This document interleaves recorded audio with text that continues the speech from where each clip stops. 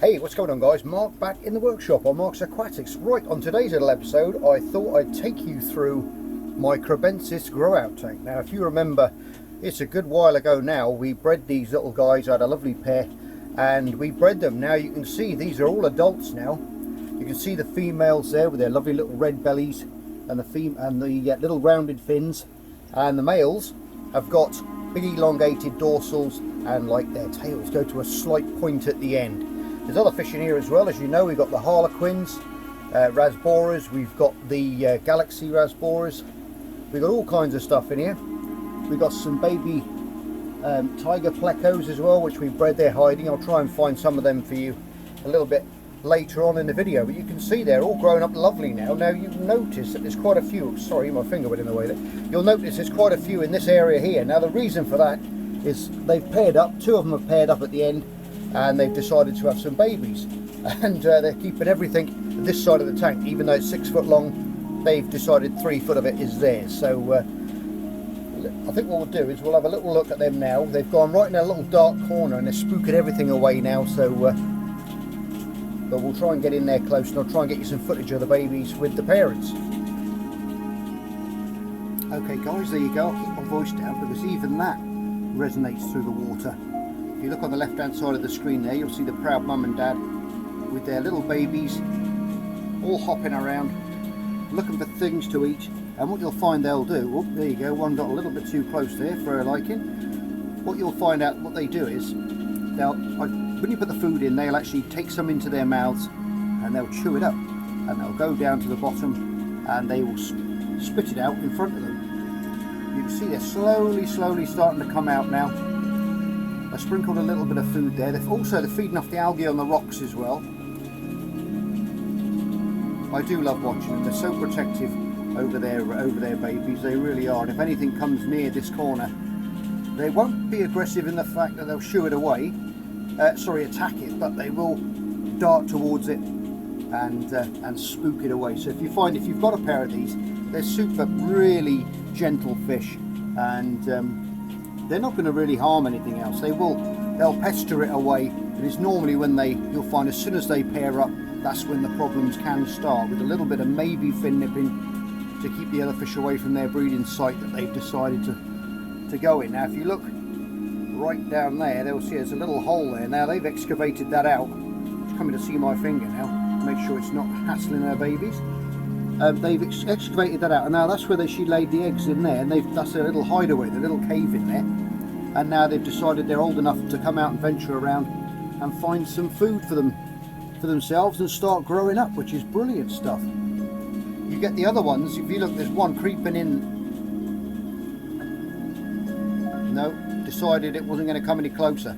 Another thing you'll find is when you've got like a big harem like I've got here, where there's, oh I don't know, there's probably 30 or 40 in here I would have thought, that the males will sometimes disappear out and another female will come in and try and lure him away, which is the case there. Another female just came in and tried luring him away, but that bond is pretty strong, and normally they will stay. Now you can see the babies are all right down in the front there now, feeding off of the bits of algae and different things. Because they're omnivorous fish, they'll live off the bits of algae and things that are growing, and obviously the infusoria, which is in the tank, the microlife that the parents won't see and they can't eat.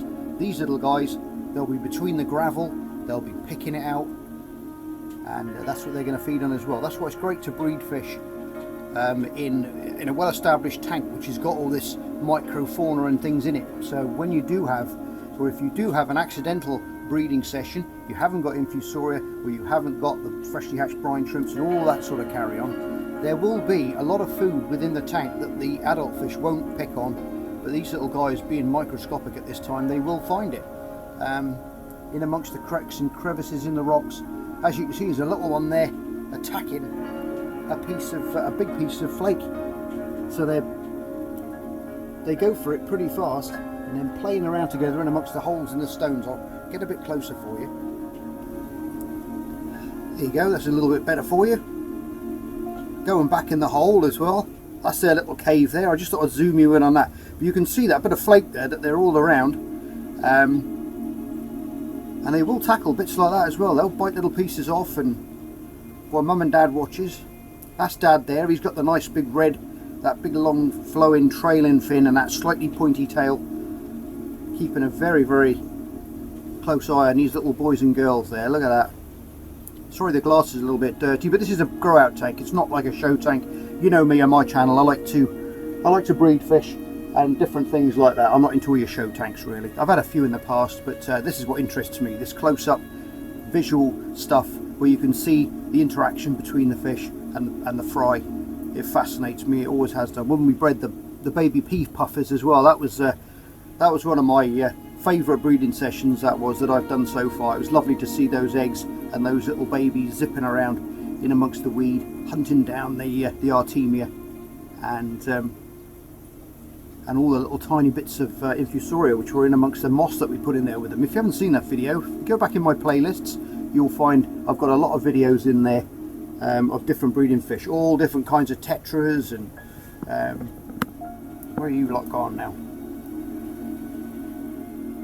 All different kinds of tetras, catfish. I've bred a lot of species over the time that have been on the channel, so you can always look back on different ones, and they're all in playlists that you can just click on. You can watch the whole series of videos, like you say, neons, cardinals, all different types of fish I've bred, so you can go back and have a look at that.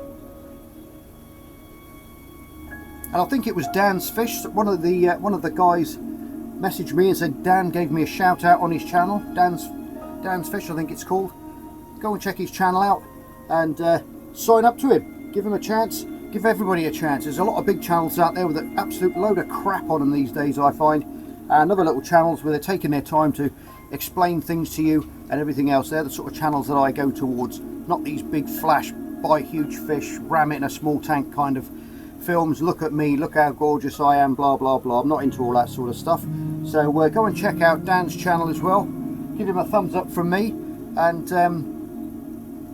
that's the sort of, like I said, that's the sort of channels that I like to watch, guys. It really is. And he was mentioning on there as well that, you know, I was breeding fish for you know, just for small time, and that's what I do. I'm a hobbyist breeder. I'm not, you know, massively into this industrial kind of breeding where you're going to get maximum fry out. I just breed, get what I can, enjoy what I do, and then pass the knowledge on to you guys so you can sorry, there's nothing for you to watch there now. I better move that around. Let's go down the tank a little bit, down this way, and you'll see what is going on down this end. There you go, that's a little bit better.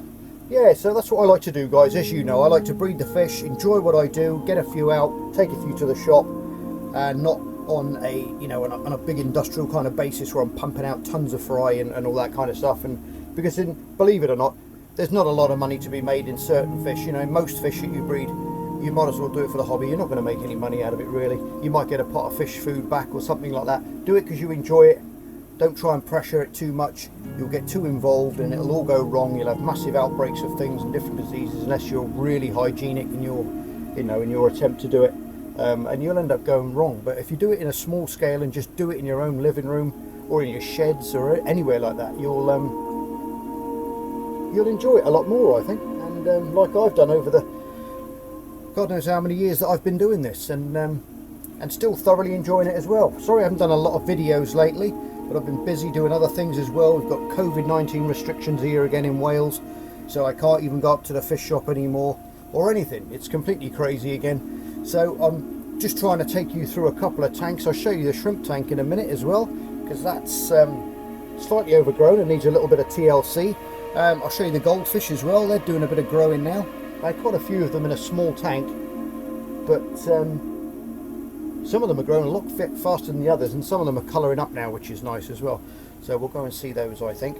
But I think first I'll try and see this, if I can find this little tiger pleco. He's down the other end. Ah, there he is, hiding under the sponge filter. That's where he lives, underneath there. I think there's about 4 or 5 of them in here. I've got a lot of the old, oh, there's another one there.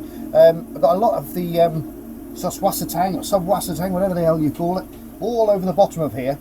And they all live in amongst underneath there, and they root around. I've got to take some out actually because it's really carpeted in there now.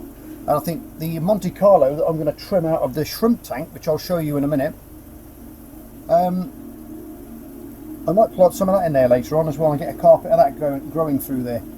Now the Galaxy Rasboras like to breed in amongst that as well. They'll go in first thing in the morning, and they'll, if I just turn it around a bit.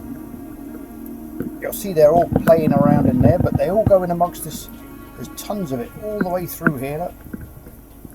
And they go in there first thing in the morning and they deposit lots and lots of eggs, but of course as soon as they hatch, these cribs pick them off. Now there's a lovely example there of a male and female. Female on the right. Oh look, another male says, I'm having her, you're not having her. And this is what happens, you get this bickering, but it's all good fun to watch. Right, let's have a look at these shrimps. Well, that Monte Carlo certainly has grown, that's for sure. Now we've got the shrimps on the left, goldfish fry on the right. Now you can see some of them are actually gone gold. We've got one big chunk on the right hand side there, which is just around there. What I'll do is I'll put a little bit of food in there for them. I have fed them this morning, but as you know, goldfish, here he comes, are complete pigs and they will eat all day. So I can sprinkle a little bit on the top there. I put some food in on the left hand side here as well for the shrimps. They're coming down. I've done a few splinter colonies of those off as well, picked out the nice bright ones, and as you can see some of these have gone, I'll show you, I'll get a close up of them in a minute, but some of them have gone a little bit darker than the other ones. Let me have a look and see if we can get a bit closer.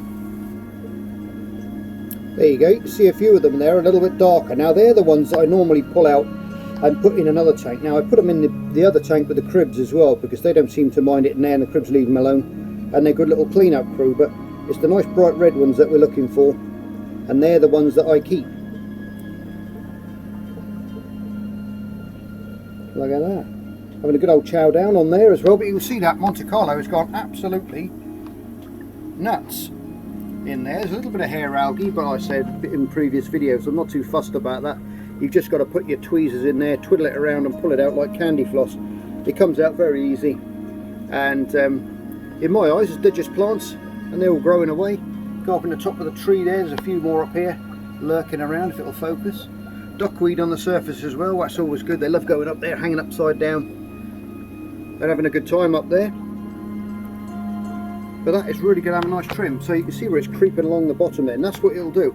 Now the light I'm using, people are going to ask me, I know it, it's an Aqua Sky from Fluval, and they grow plants absolutely fantastically, they really do. As you can see, that's there's no CO2 in here, there's no, I don't put any ferts in there, nothing at all, and that is what that Monte Carlo has been growing like. It pearls away as well,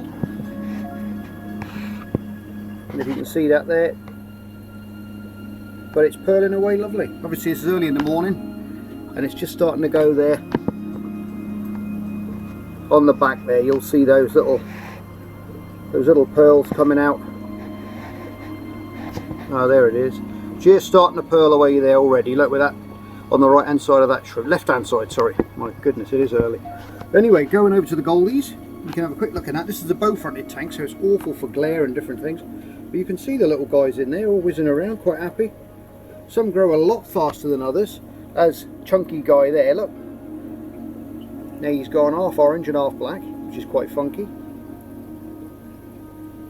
Gave quite a few of these guys away, and I thought I'd just keep a few and see what happens with them, so I can put them in the pond later on. But they're all nice and healthy, keep the gravel nice and clean, so do the snails. Got lots of those little guys in there as well, whizzing about. All the koi are getting sleepy. I've put the covers on now outside as well. Still got the oxygen coming up there.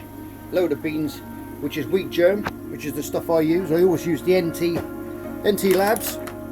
That stuff there, I use it every autumn, going into the early winter stages, while that temperature's still you know on the right, just around the 10 degrees. Just under is okay. You can feed it just under as well. It's not too bad. It's just wheat germ, and the garlic does them good as well, as their immune systems are starting to go down.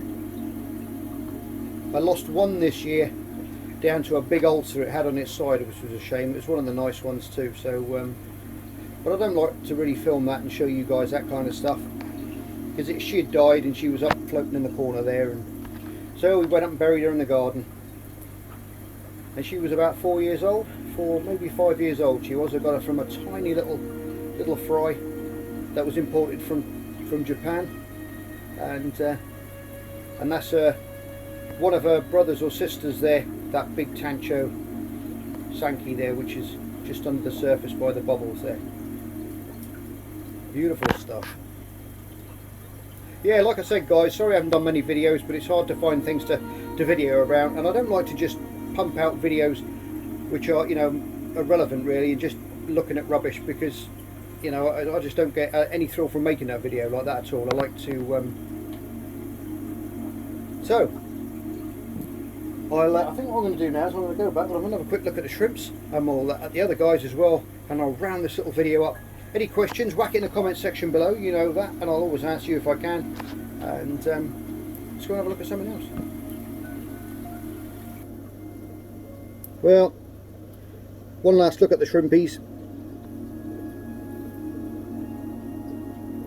And we'll have another little check out of the goldies. Anyway, let me know guys who you're watching these days, and I'd be really interested to see what you guys are watching as well. Drop me a link in the old comment section saying who you're watching, do you enjoy watching them, and why you enjoying watching them, and all that kind of stuff. It'd be great to hear from you as well. And we'll shoot over there. Oh, there's the Paludarium as well, that's doing really well. Lovely, look at that, mind your own business there, it's gone absolutely bananas, and as you can see, everything's hiding as usual. You'll notice there's a slight blue tint in the water. I did have a little bit of fungus on some of the fish, so we've done a treatment in there as well, so it's not looking fantastic. But these things do have to be done. We all have to suffer with these diseases and things sometimes, and when we do, it's good to have the knowledge of curing them. And in that case, it was just a little bit of slime coat, I think it was, and so it's just, I've just put a little bit of meds in there, so we'll knock that on the head as well. But this stuff's gone absolutely fantastic. Look at that. Still got the mint growing in there as well. Wife's always coming out here snipping a bit of that off for cooking stuff. But it's getting, it's autumn now anyway. Obviously they've got the light in here, so it's still surviving. Pothos is doing well up the top there to cover up that top piece over around the plugs. So I must get rid of that because it's not native to Britain. What was that? But that can stay because that's covering, but I'll take that guy out, I think. Kingfisher's still watching everybody. And I think we'll have another little look at these little crabs. Yep. There they are, still patrolling around, having a great time. Let's see how close we can get up. Look at that little gang of trouble there. Voracious little feeders. Lovely coloration when they're babies. I know, Mum and Dad, you're saying go away. I'm not going to hurt them. I'm going to have another little scoot along here, I think.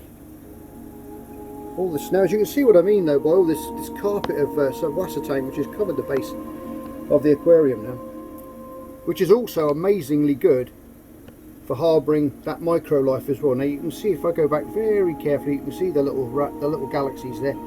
Every morning, these are the ones we bred as well. Every morning they're in there spawning away, but like I said, nothing hatches because you got the harlequins up here and everything else. Pardon the glass at the back, but I can't get behind there to clean it. I should have painted it black. But there you go, there's always something to do in a fish room.